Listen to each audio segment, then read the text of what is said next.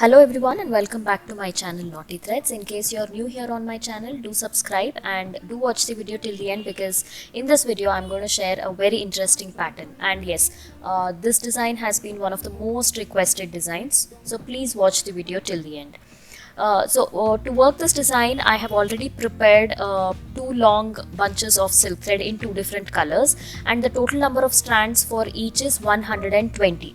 So with 120 strands, I have made this kuchu bunch, and I have glued it in one end. And just to make it easy, I have tied a piping dory to the chair from one end of the chair to the other end, and that's how I am working. So you just saw, right, how I kind of overlapped the kuchus one on top of the other. Once you have everything in place, you will just secure it with two strands of cotton thread, and I'm going to knot it like 3 times. So go over like this, pass this thread around the needle and pull.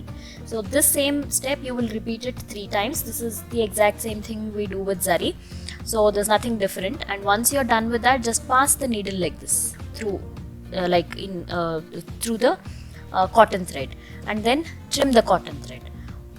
So here we are going to cut both the colors in two different lengths.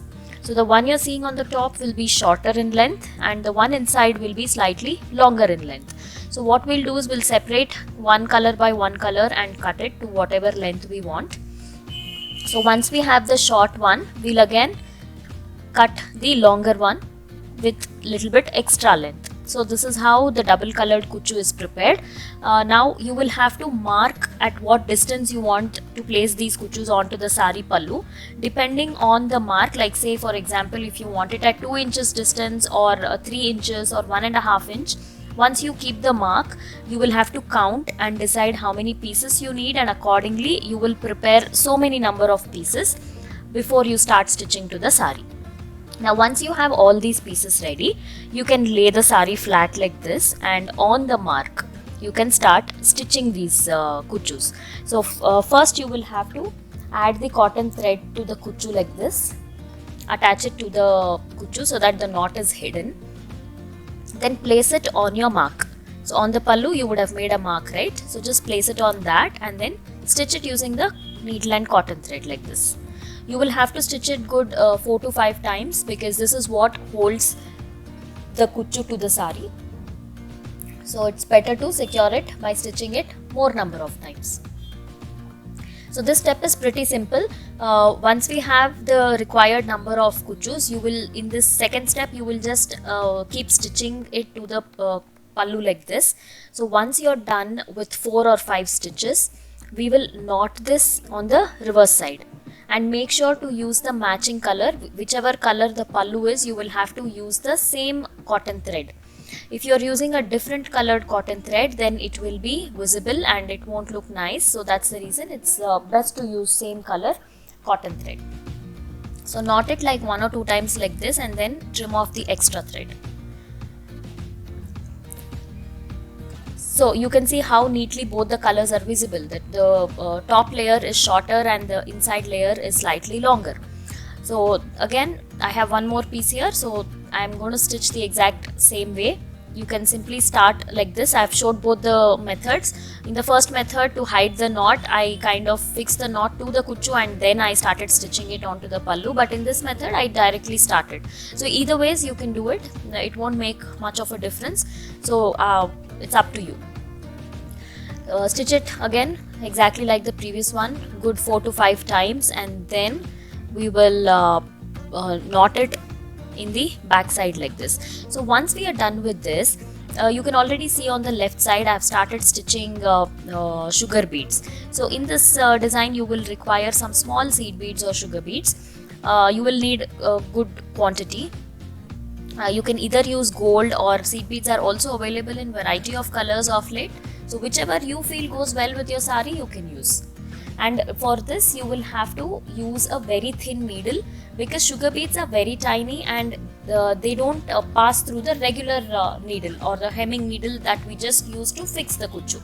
So that is the reason we are working this in 2 different steps. So here again I have taken a very thin needle in which the sugar beads pass, Along with that I have taken cotton thread. And then we'll apply a little bit glue, add all the seed beads to the thread and then pierce into the fabric.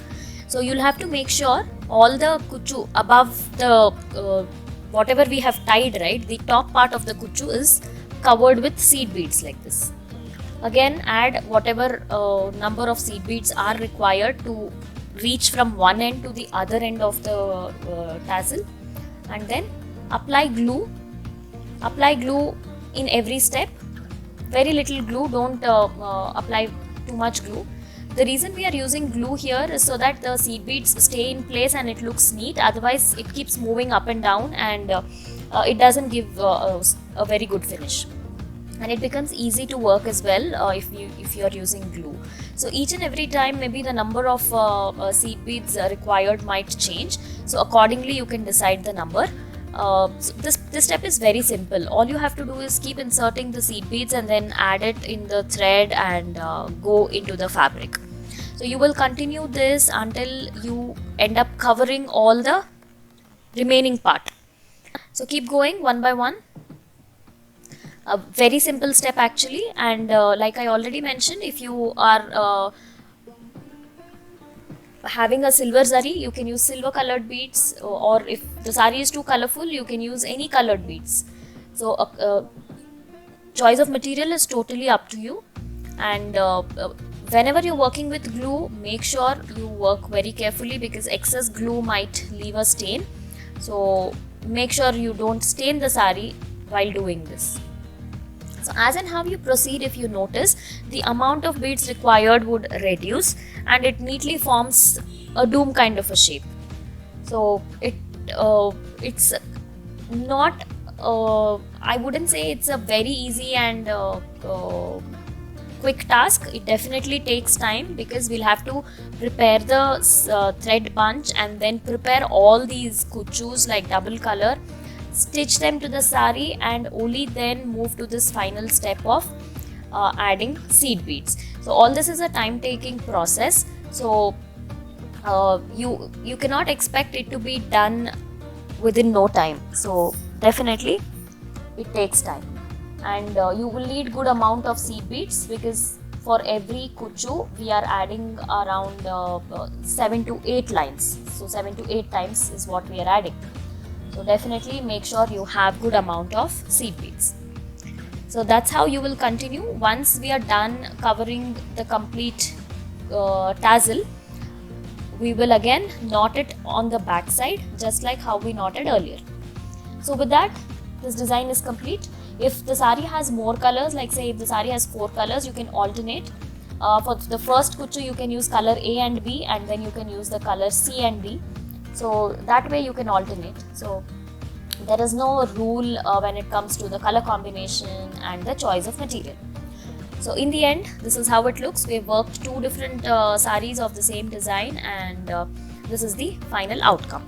Definitely requires lots of patience. So in case you've tried this design, do let me know in the comment section how you like it, and if you have any requests, my WhatsApp number is in the description box. You can send me the pictures and I will try to shoot a tutorial on that. Thank you so much for watching, and I shall see you guys soon. Until then, take care. Bye bye.